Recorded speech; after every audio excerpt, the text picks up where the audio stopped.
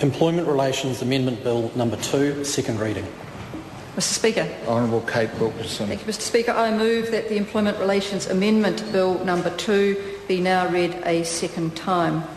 Mr Speaker, I thank the members of the Transport and Industrial Relations Committee and its Chair, David Bennett, for dealing with this bill so swiftly and efficiently.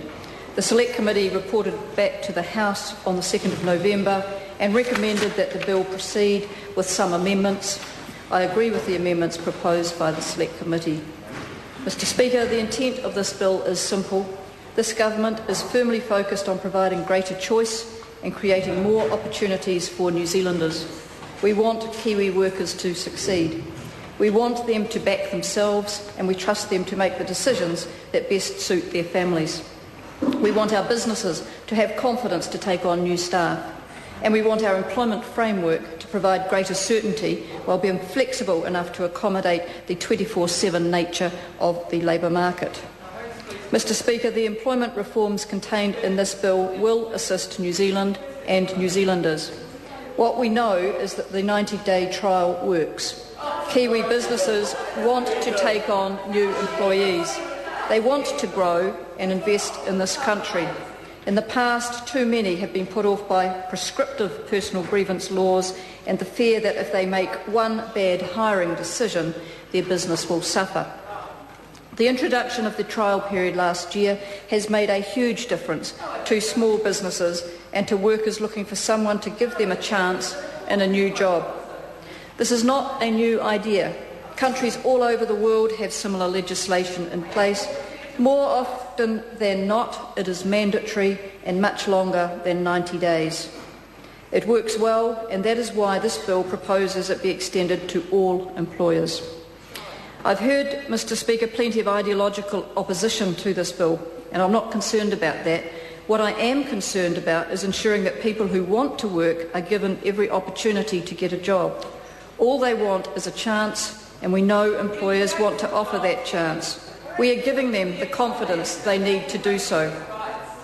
Mr Speaker, this bill also addresses concerns with the existing provisions for unions to access workplaces. It will provide clarity to employers and employees on communications while collective bargaining is underway, and it will improve the operation of the institutions set up to help resolve employment relationship problems, including the Employment Relations Authority and the Employment Court. It makes changes to the personal grievance system to give greater confidence to employers and employees that they will be given a fair go. Finally, the bill will strengthen the ability of labour inspectors to improve compliance with employment legislation and ensure that the majority of employers who comply with this legislation are not disadvantaged by doing so. The Select Committee, Mr Speaker, has given thorough consideration to the issues that have been raised by submitters and has recommended some practical amendments to the bill. These amendments have been accepted. Mr Speaker, the Employment Relations Amendment Bill Number 2 progresses our election promise to make changes to union access provisions. The bill sets out that union access to workplaces is conditional on the consent of the employer, which may not be unreasonably withheld. It also sets out a minimum process for obtaining this consent. The committee has recommended clarifying the timeframe within which an employer must respond to a union representative's request to enter a workplace. This change makes it clear that an employer must respond to a request as soon as practicable, but no later than the working day after the request is received.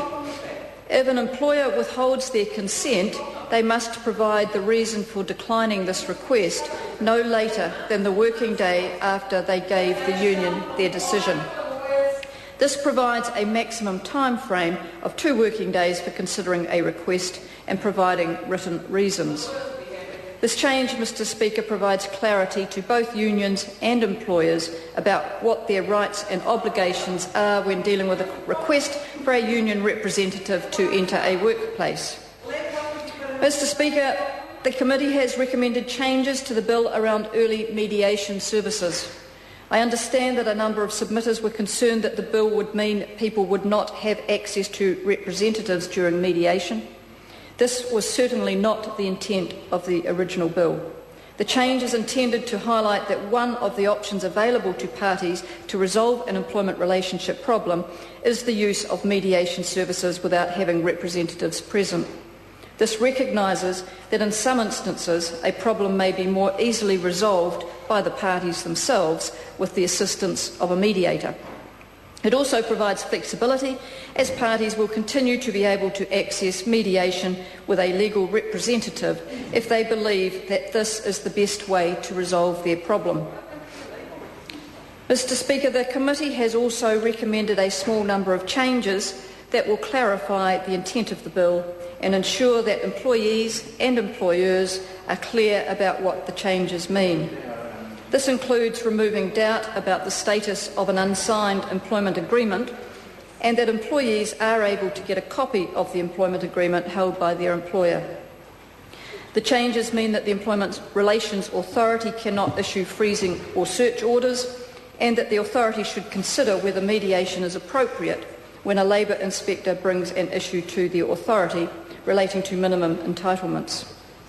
The committee has also recommended that one of the new tools given to labour inspectors, improvement notices, cannot be issued over the Christmas break. Mr. Speaker, these are all sensible recommendations, and I thank the committee for the thorough consideration they have given to the bill. I would also like to thank the hundreds of submitters who took the time to make a submission on the Employment Relations Amendment Bill number 2. Mr. Speaker, this bill improves the overall efficiency of the employment relations legislation. It provides for greater certainty, flexibility and improves the operation of the Employment Relations Authority, ensuring clarity for employers, employees and unions in their dealings with each other. It will also discourage poor employment practices and increase employment opportunities. Mr. Speaker, these moderate changes will improve confidence, reduce costs and promote business growth, while still ensuring fairness to both employees and employers. And Mr. Speaker, I commend this bill to the House. The question is that the motion be agreed to.